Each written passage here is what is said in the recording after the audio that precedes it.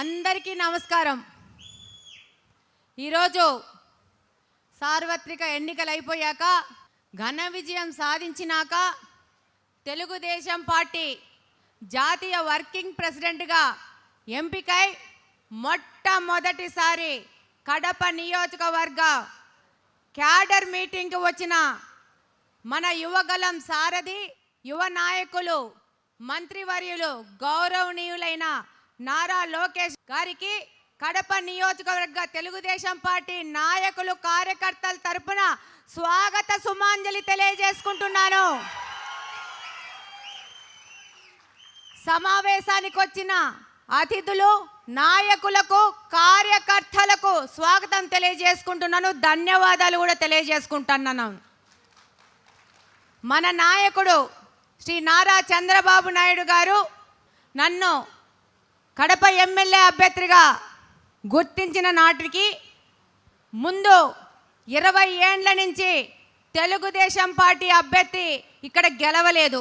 దానివలన చాలా మంది కార్యకర్తలు నిస్పృహతో ఉండడం కానీ, నైరాస్యంతో ఉండడం కానీ, కొంతమంది పార్టీ మారడం కానీ, కొంతమందికి పార్టీ మీద అభిమానం ఉన్నా ఆ అభిమానాన్ని బయటికి చూపించేదానికి భయపడ్డం కానీ, అలాగనే కొంతమంది న్యూట్రల్గా సైలెంట్గా ఉండడం కానీ ఉన్న పరిస్థితిలో ఈ నియోజకవర్గంలోని సీనియర్ నాయకులను అలాగనే కార్యకర్తలను సంయమనం చేసుకుని యువగలం పాదయాత్ర నుండి స్ఫూర్తి పొందిన యువతను భరోసా ఇస్తూ నింపుతూ మళ్ళీ కడపను మొట్టమొదటి మెట్టు నుంచి ఎక్కుకుంటా తన రాజకీయ చతురతతో వ్యూహరచనలు చేసి మనకు దిశానిర్దేశం చేసి మన గెలుపుకు కారణమైన మన వాసన్నకు కృతజ్ఞతలు తెలియజేసుకుంటున్నాను. ఈ సందర్భంలో 24 ఎన్నికలకు ముందు మన యువ నాయకులు శ్రీ నారా లోకేష్ గారు చేసిన పాదయాత్ర, మన అధినాయకులు శ్రీ నారా చంద్రబాబు నాయుడు గారు ఇచ్చిన స్ఫూర్తితో కార్యకర్తలు ఎంతో కష్టపడి తెలుగుదేశం పార్టీకి 135 మంది ఎమ్మెల్యేలను గెలిపించిన ఘనత అంటే అది మన కార్యకర్తలందరినీ తెలియజేసుకుంటా ఉన్నాను. తెలుగుదేశం పార్టీ విజయానికి మీరు 23లో చేసిన యువగలం పాదయాత్ర ఒక మంచి స్ఫూర్తినిచ్చింది. అలాగనే చంద్రబాబు నాయుడు గారి స్ఫూర్తితో వైకాపా పార్టీ ఎన్ని కేసులు పెట్టినా, ఎన్ని పోలీస్ దమకాయింపులు ఇచ్చినా, భయభ్రాంతులు చేసినా, ఏ రకమైన ప్రలోభాలకు లొంగకుండా కుల మతాలకు అతీతంగా వీరోచితంగా పోరాడి ఇక్కడ తెలుగుదేశం పార్టీని మొట్టమొదటి మహిళా ఎమ్మెల్యేని గెలిపించిన మీ అందరికీ చేతులెత్తి కృతజ్ఞతలు తెలియజేసుకుంటున్నాను. ఈ సందర్భంగా మనము చేసిన 9 నెలల క్యాంపెయినింగ్లో కొన్ని స్మృతులను మన లోకేష్ అన్న గారితో షేర్ చేసుకోదలుచుకున్నాను. మొట్టమొదటిసారి కాగితాల పెంటలో మొదలు పెట్టామన్నా చాలా మంది అన్నారు, వీళ్ళ వల్ల ఏమవుతుంది, 1 గంట తిరిగిపోతారు, వీళ్ళ చేత కాదని. అట్లాంటోళ్ళు ముక్కు మీద ఏలేసేటట్టు 10:30 వరకు కాగితాల పెంటలో క్యాంపెయినింగ్ చేసి వాళ్ళకే ఆశ్చర్యం, కడప నియోజకవర్గాన్ని ఆశ్చర్యం పొందినట్టు మన పిల్లలు మనతో పాటు నడిచినారు. వాళ్ళ స్ఫూర్తితోనే ఇది సాధ్యమైందని తెలియజేస్తున్నాను. మన యువ నాయకులు యువత ఎక్కడే కానీ వెనుకడుగేయలేదు. అడుగడుగున అదే ఉత్సాహంతో ఉద్వేగంతో ఒక పిక్నిక్ లాగా ఏ విధమైన అలుపు లేకుండా చక్కగా రోడ్ల మీద దొరికే రొట్టెలు తిన్నాము, ఇళ్ళల్లోకి పోతే జామకాయలు దొరికితే జామకాయలు కోసుకొని తిన్నాము. మనందరము ఒక పిక్నిక్ లాగా క్యాంపెయినింగ్ చేసిన మీ అందరికీ గుర్తుందా? సుభాష్ చెప్పినాడు, అక్క రాత్రి 2 గంటలకి నా ఇంట్లో మీటర్ కట్ చేసినారక్క, నాకు కరెంటు లేకపోయినా పర్లేదు, నన్ను పార్టీ మారమని బలవంతం చేస్తున్నారు, మారే ప్రశ్నే లేదక్క అన్నాడు. సుభాష్ ఉన్నాడు ఇక్కడ. బూత్ క్యాప్చర్ చేస్తాం, 2 లక్షలు కొడితే బూత్ కొనేయచ్చు. ఏం చేసాం మనము? ఆ బూత్లోకి వచ్చున్న వైకాపా ఏజెంట్లకు అన్నాలు మనం పెట్టాం. వాళ్ళు వాలంటీర్లతో తిరిగినారు, మనము మన నికార్సైన క్యాంపెయినింగ్ టీంతో తిరిగినాం. సాఫ్ట్వేర్ ఇంజనీర్లు వర్క్ ఫ్రమ్ హోమ్ చేస్తూ మనతో పాటు ఈ విజయానికి కారకులైనారు. వారందరికీ ధన్యవాదాలు తెలియజేసుకుంటా ఉన్నాను.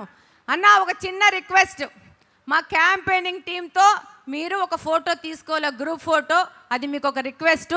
ఇక్కడే ఉన్నారన్న కొమ్మలపాటి ప్రసాద్ స్టిక్కరింగ్ యూనిట్.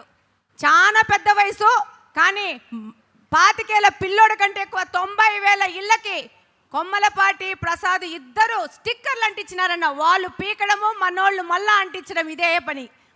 ఈరోజు మాతో పాటు క్యాంపెయిన్ చేసిన మహిళలు లక్ష్మి, పార్వతి, ప్రసన్న, అరుణ, ప్రణావతి, లక్ష్మీదేవి, సుజాత అందరు ఉన్నారన్న.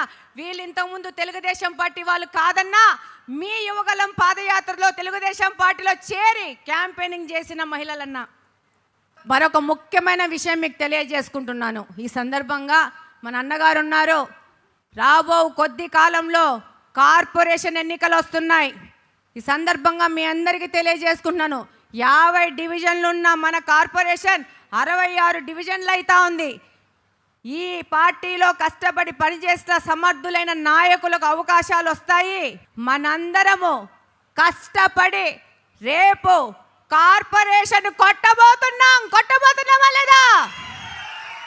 కొట్టి మన యువ నాయకుడికి బహుమతిగా ఇవ్వబోతున్నామా లేదా? జాతీయ వర్కింగ్ ప్రెసిడెంట్ గా ఎన్నికైన నారా లోకేష్ గారికి కడప కార్పొరేషన్ బహుమతి అవునా కదా? మనం ఇవ్వబోతున్నాం. అది ఖాయం. గట్టిగా చెప్పాలా? ఖాయం. కార్పొరేషన్ తెలుగుదేశం పార్టీ హస్తగతం అయిపోతుంది. అన్న, ఈరోజు అభివృద్ధి విషయానికి వస్తే కడప నియోజకవర్గం ముఖ్యంగా తాగునీటి, రోడ్లు మరియు డ్రైనేజీకి అత్యధిక ప్రాధాన్యత ఇస్తా పోతా ఉన్నాం. ఈరోజు 575 కోట్ల రూపాయలతో మాకు నీళ్లు లేవన్నా. ముఖ్యంగా కడప నియోజకవర్గంలో తిరిగి నేను తెలుసుకునేది ఏంటంటే, అత్యంత పాత నగరం కడప. ఎప్పుడో పుట్టింది, 400 సంవత్సరాల క్రితము. కానీ మా కడపకు సరైన తాగనీకి మంచినీళ్ళు లేవు. బ్రహ్మసాగర్ నుంచి కడపకు గ్రావిటీ పైప్ లైన్ నిర్మాణం మీద మన ముఖ్యమంత్రి గారు మాకు అవకాశం ఇవ్వడం జరిగింది. దాని టెండర్ అవడం జరిగింది. ఇప్పుడు గ్రౌండ్ అవడం మాత్రమే మిగిలింది. ఈ కార్యక్రమము కడప నియోజకవర్గానికి నీళ్ళు ఇచ్చిన ఘనత మన ముఖ్యమంత్రి నారా చంద్రబాబు నాయుడు గారిది, మన యువనేత నారా లోకేష్ గారిది అని సందర్భంగా తెలియజేసుకుంటా ఉన్నాను. ఈ జిల్లా, ఈ ప్రాంతం నుంచి ముఖ్యమంత్రులు ఇద్దరు, ఊరి నుంచి డిప్యూటీ సీఎంలు ఏం చేశారంటే, కడపని ఆస్పిరేషనల్ డిస్ట్రిక్ట్ని ఆస్పిరేషనల్ కడప చేశారు. ఒక ఏజెన్సీ కంటే అధ్వానంగా కడపని పెట్టినారు. నాకు ఇక్కడ తిరిగినప్పుడన్నా ఎప్పుడే కానీ 23 ముందు నేను కడపలో పెద్ద తిరిగింది లేదు. క్యాంపెయినింగ్లోనే మొత్తం కడప మొత్తం తిరిగినాను 9 నెలలు.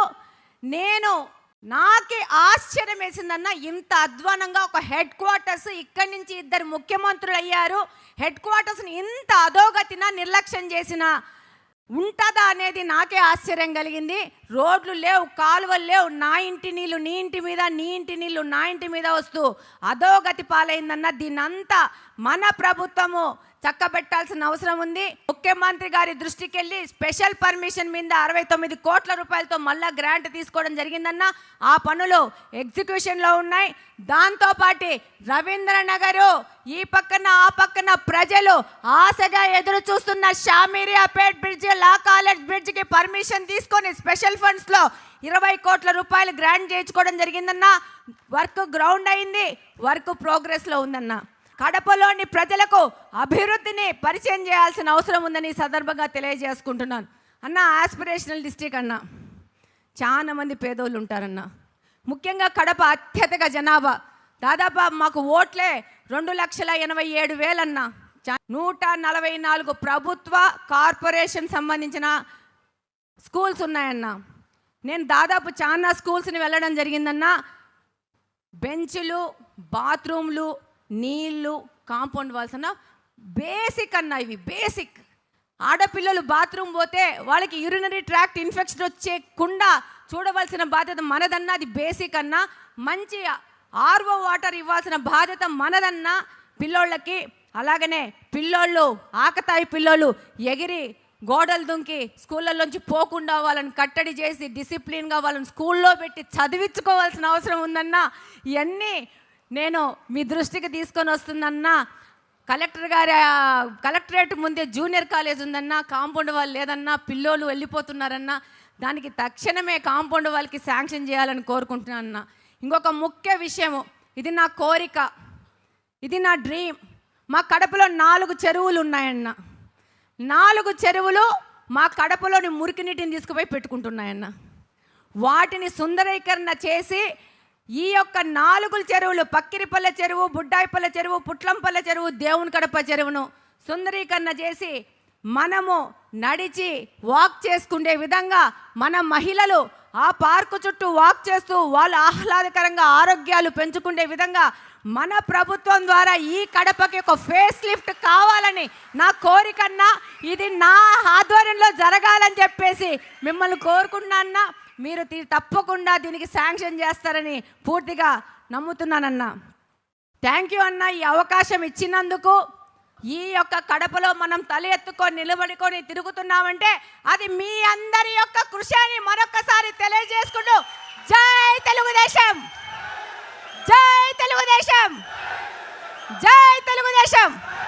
నారా లోకేష్ గారి నాయకత్వం వర్ధిల్లాలి, నారా లోకేష్ గారి నాయకత్వం వర్ధిల్లాలి. గట్టిగా